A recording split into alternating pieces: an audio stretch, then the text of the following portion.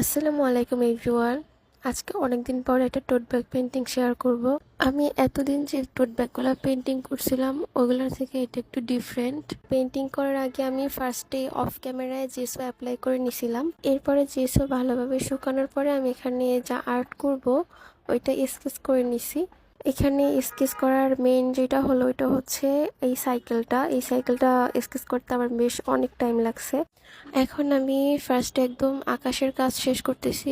সন্ধ্যা হওয়ার আগ মুহূর্তে বা বিকেলবেলা আকাশটা যেরকম থাকে, মানে সূর্য ডোবার সময়টায়, তো ওই টাইপের একটা আকাশ আর্ট করব এখানে। আকাশের উপরের দিকে লাইট ব্লু কালার, আর নিচের দিকে অরেঞ্জ কালার আর মিডিয়াম ইয়েলো কালার, আর সাথে হোয়াইট কালারটা মিক্স করে দিছিলাম।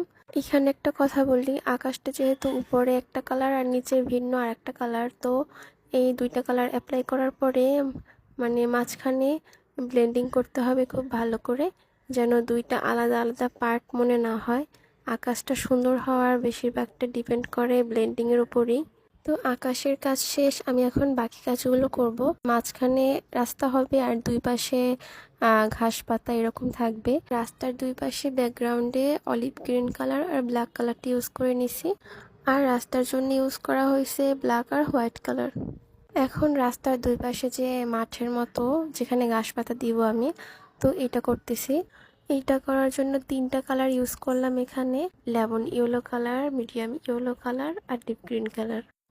এখন ঘাস আর্ট করব, আর ঘাস আর্ট করার জন্য আমি এখানে একটা ডিটেলস ব্রাশ ইউজ করতেছি। এটা হলো 000 সাইজের একটা ব্রাশ।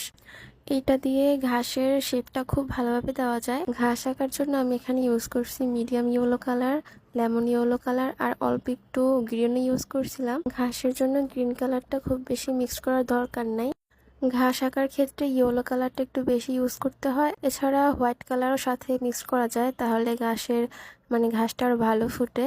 তো আমার ঘাস আর্ট করা শেষ। এরপরে ঘাসের মধ্যে কিছু গাছ দিয়ে দিছি ব্ল্যাক কালার দিয়ে।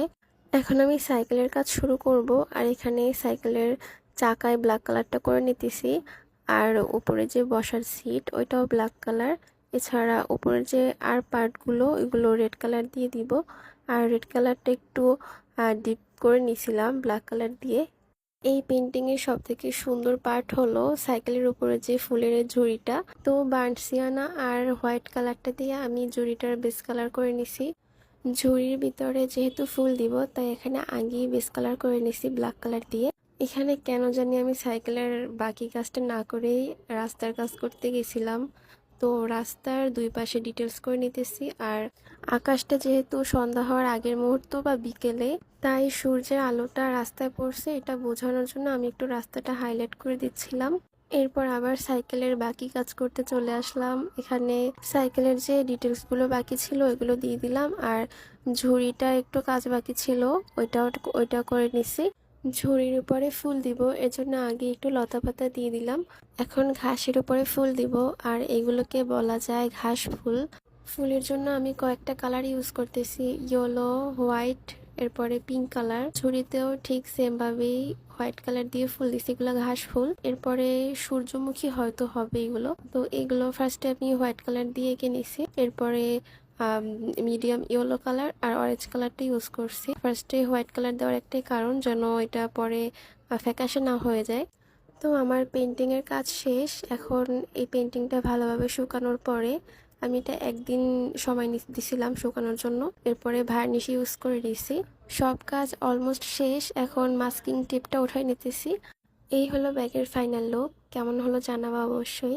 Thanks for watching.